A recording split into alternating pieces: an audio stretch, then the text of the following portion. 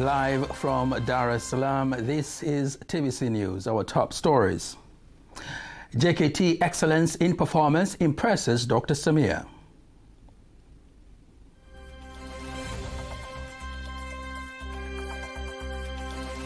Call for more strict laws to combat corruption as Africa meets to discuss and reflect after 20 years of African Union Agreement on Corruption.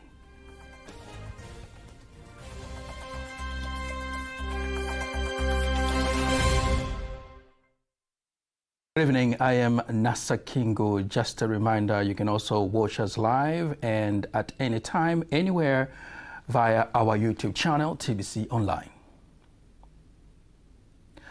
President Dr. Samia Suluhu Hassan says the government is determined to improve the National Service JKT by setting up advanced infrastructure in order to increase its effectiveness and increase the number of young people joining the National Service training.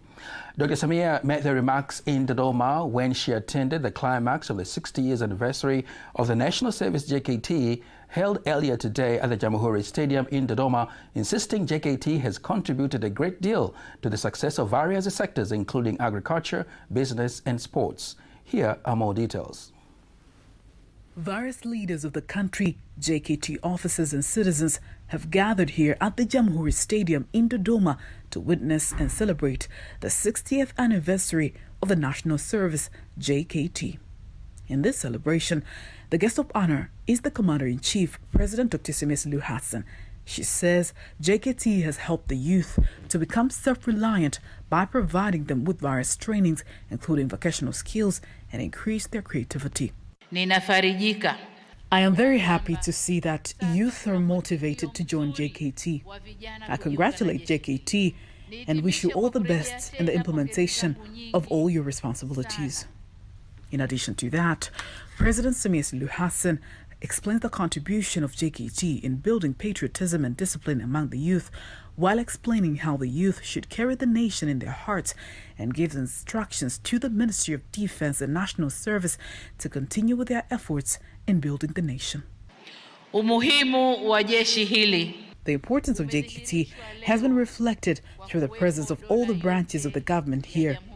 And on behalf of the government and the people of Tanzania, let me congratulate you and JWTZ. On the other hand, the Minister for Defense and National Service, Innocent Bashungwa, says the ministry will continue to improve skills so that the youth can be self-reliant. As we commemorate 60 years of JKT, we have never witnessed such an influx of youth as we have currently. All of this is possible because President Dr. Samia, you have empowered us to build a conducive infrastructure for the youth.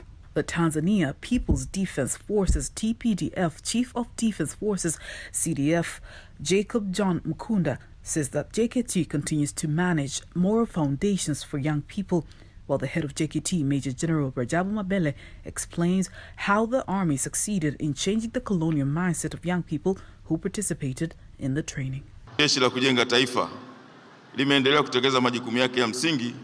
JKT continues to execute her fundamental duties in ensuring that the visions of Mwalimu Julius Nyerere regarding JKT is upheld.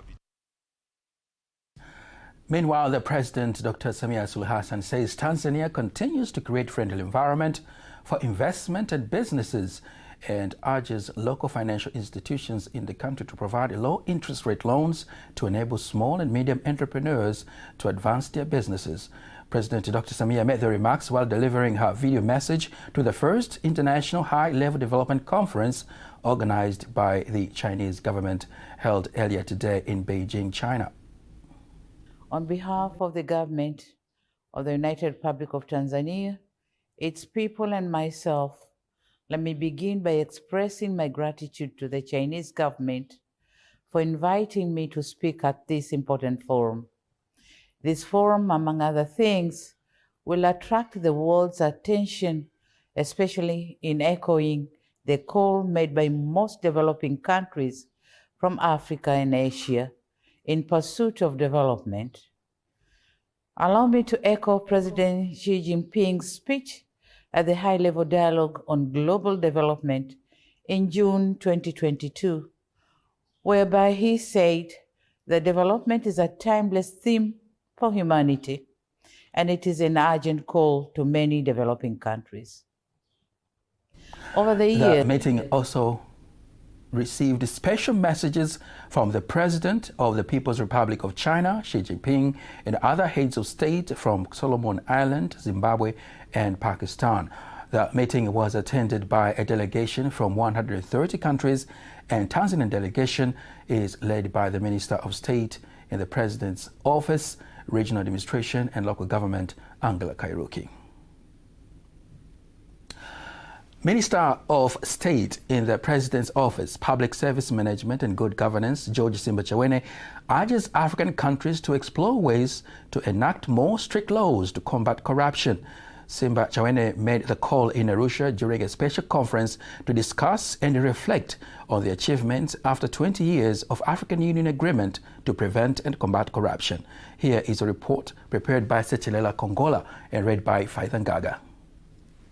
The Director General of the Prevention and Combating of Corruption Bureau says the conference will create a platform for the experts to share their experiences on how to prevent and combat corruption. We'll be able to learn, share experiences, and establish strong strategies to deal with the problem of corruption in Africa.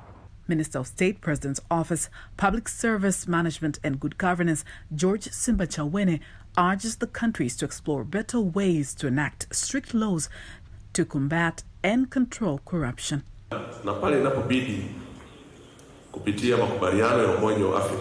And when it is necessary to go through the agreement of the African Union to have similar laws in dealing with corruption issues. For example, there is corruption that affects the basic areas of life. Various stakeholders attending the conference had comments on the issues of prevention and combating corruption more broadly. We need to know corruption in the education sector in more detail by conducting systematic research, and we wish to see cooperations between institutions that conduct research on corruption and the universities themselves. Let's find a way to adapt to the speed of change in information and communication technology by coming up with innovations that bring productivity to deal with corruption in our countries. The board chairman of Tanzania Trade Development Authority, TanTrade, Professor Ulingeta Mbamba, says India is the third largest trading partner to Tanzania, with a bilateral trade worth $4.58 billion for the year 2021-2022. He made the revelation during the inauguration of Haryana Day celebrations held at the Dar es Salaam International Trade Fair. Rehema Sababili has more details. It's Haryana Day or India Day at the 47th Sabasaba Trade Fair, which are aiming to showcase investment and business opportunities between Tanzania and India. We as a TFS, we promote the business in timber. We also promote the business in non-timber products such as ecotourism. We have the value chain of honey. But also, as I heard from them, they are very keen interested in investing in engineered wood products. So we presented the products that we have that can service their needs, such as from eucalyptus, from the pines, and from even the teak. Agro minerals for manufacturing of related products, even in pharmaceutical. I've seen that India is good in pharmaceutical. We have minerals for producing equipment for pharmaceutical. We have good quality of FESPA here. Speaking at the exhibition, TanTrade Chairboard Professor Ulingeta Mbamba says India has made a positive contribution to Tanzania's economy. And an important source of essential machinery and pharmaceutical products. Many of the top businesses established in Tanzania are owned by people of Indian origin. Indians form the largest expatriate community in Tanzania, and their positive contribution to the progress and development of our country is well recognized and appreciated. On the other hand, the Deputy Ambassador of India to Tanzania and the Secretary General from the state of Haryana in India have said that The state of Haryana has participated in the exhibition with a total of 50 delegates from India, announcing that India will continue to cooperate with Tanzania through exhibition in promoting both economies. Agents of senior officials from Haryana government demonstrates our commitment of nurturing strong ties with Tanzania.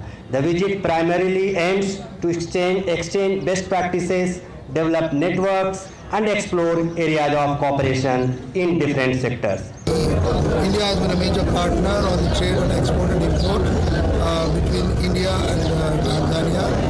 India holds a major position as the third most for Tanzania, imports third most from India on major aspects, and also Tanzania exports.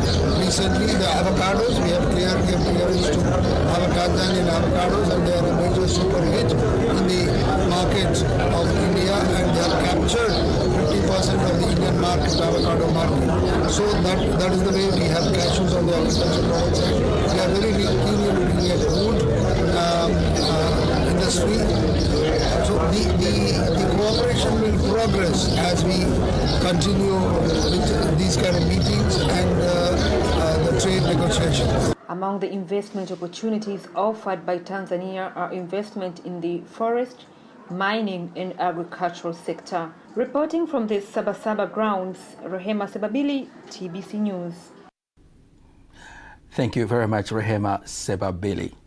The head of the business school at the University of Dar es Salaam, Dr. Tobias Swai, says the introduction of the Graduate Bankers Readiness Program under the umbrella of NMB and DCB banks is an important opportunity for the business school students at the University of Dar es Salaam to obtain skills theoretically and practically on banking management and systems for the development of the people and the country at large. He made the remarks during the closing ceremony of the Graduate Readiness Program Cohort 2. Emmanuel Samuel has more details. Bank is an important sector on the economy of the country, and today TBC is at the University of Dar es Salaam Business School witnessing the closing ceremony of the Readiness Program, aiming at providing practical skills for students on how to run the banking management system. This center is aiming to be a center for excellence for all the issues related to banking and the financial services research and studies. We're looking for is that we want to assemble all the matters which are related to banking and financial services, and we hope that we are going to provide the training, short-term training, long-term training, research which is solution-based, which will help the nation grow. On the other hand, Dr. Tobias Swai tells other partners to provide support on this program for the well-being of the country. So we want to welcome sponsors, researchers, and the bankers and financial services industry and everybody to this initiative so that we can understand our banking system and financial system for the betterment of the economy. Graduate Bankers Readiness Program was officially introduced in the University of Dar es Salaam in 2001, and now 69 students have benefited from this program. Emmanuel Samuel, TBC News. Thank you very much, Emmanuel Samuel, and congratulations there to University of Dar es Salaam, NMB and DCB. Remaining in the banking sector, the Bank of Tanzania BOT, in collaboration with the Financial Sector Deepening Trust, have launched the FinScope Tanzania 2023 report. The key findings of the survey focus on the National Reserve aiming to improve individual and government financial inclusion for the people aged 16 and above. Abasia Ringo was there during the launch and has prepared the following report.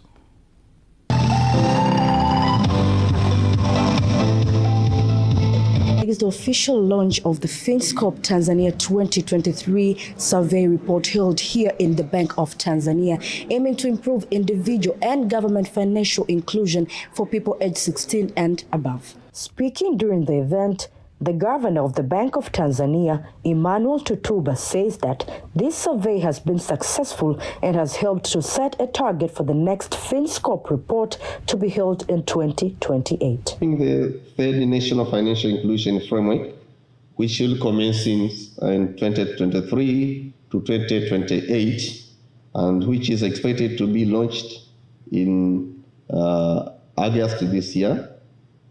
The results of this survey provided a baseline for setting our financial inclusion targets for 2028.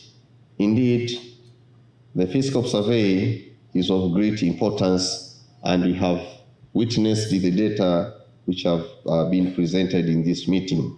Also, the Chief Government Statistician of Tanzania, Dr. Albina Chua, and the Chief Government Statistician of Zanzibar, Salum Kasim Ali, say the National Bureau of Statistics, NBS, is ready to work with other community stakeholders with the aim of reaching people in both urban and rural areas. The National Bureau of Statistics, the OCGS, we do foster what we call collaboration, cooperation among data community. And as we witnessed today, this financial inclusion survey, it has been done in collaboration with other stakeholders. Despite the surprising result, we have observed an overall increase of most financial inclusion indicators, such as the proximity has been improved.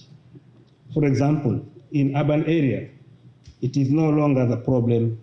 Almost 100% of adults in Tanzania live within 5 kilometers of financial access. This is very good for us.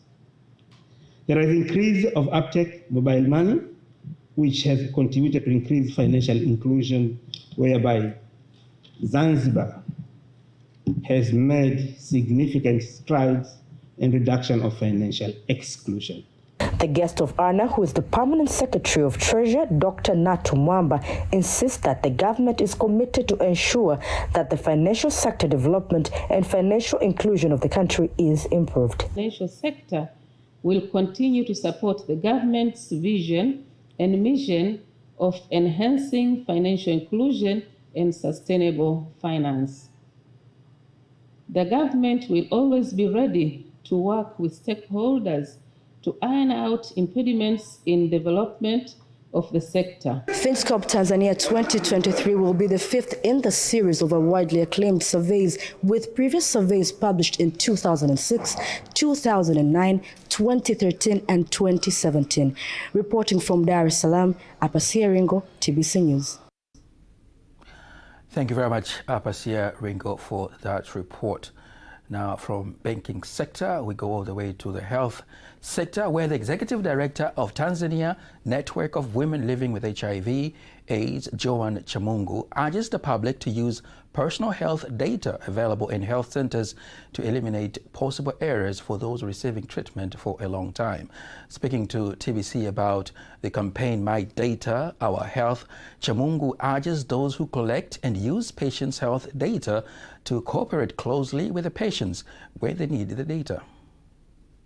We wanted to know how our data are collected and how our data are used and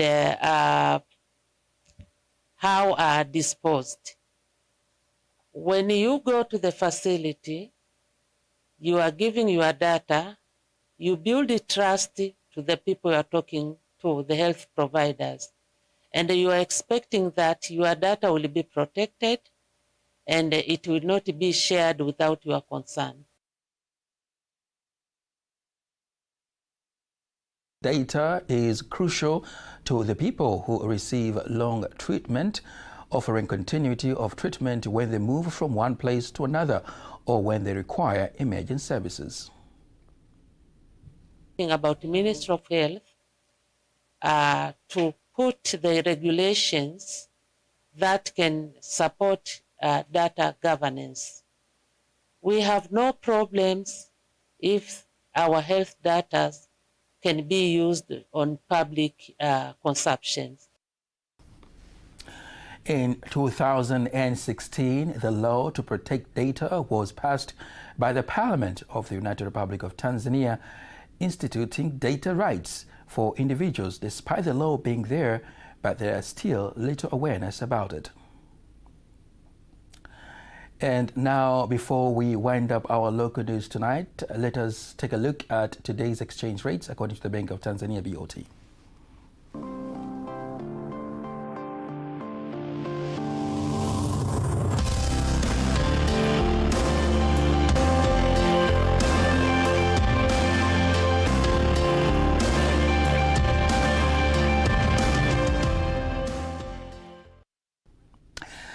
Don't miss TBC News every weekday to know all the latest in exchange rates. Time now for all the latest in international news.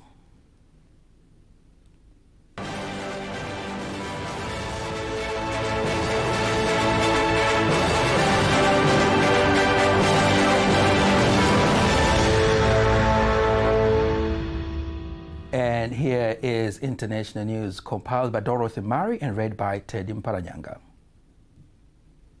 Parties to the Sudan conflict have been asked to declare an unconditional ceasefire. President William Ruto of Kenya, who chairs the Intergovernmental Authority on Development Quartet meeting on Sudan peace process in Addis Ababa, Ethiopia, says Sudan armed forces and the Rapid Support Forces must also agree to establish a humanitarian zone. He says the move will stop the loss of lives, ease access to public services, and facilitate a settlement of the conflict. The quartet comprises of representatives from South Sudan, Ethiopia, Djibouti, and Kenya. President Ali Bongo of Gabon has announced that he'll be seeking a third term in power. Announcing his intention during a rally, Bongo says he'll continue to bring down the cost of living and make everyday life easier for everyone. 15 presidential candidates have announced their intentions to stand on the August elections. The presidential ballot will coincide with elections for the National Assembly and regional and local councils. West African heads of state have elected Nigerian President Bola Tinubu to lead Regional Bloc Economic Community of West African States ECOWAS next year. Speaking at a summit in Bissau after being named president at the ECOWAS, Tinubu says democracy is the best form of governance, although it is very difficult to manage. The new head of ECOWAS also promised a hard line against any political coups in West Africa. Meanwhile, the West African Economic and Monetary Union agreed to lift Mali's suspension from its bodies and institutions, decided in January 2022 to sanction the Junta's intention to remain in power for several years. Gauteng residents in South Africa have experienced a pleasant surprise today as snow fell over many parts of the province. Social media is abuzz with activity as residents post pictures and videos of the snow. The last time snowfall was recorded in Gauteng was in 2012. According to the South African Weather Service, the snow comes with very cold conditions expected to last until the end of the week.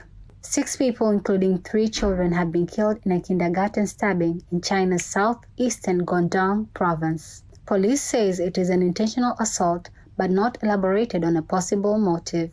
1 person has been arrested in connection to the attack. The attack happened in the morning, just as parents were dropping their children off for summer classes. International news, sports news up next.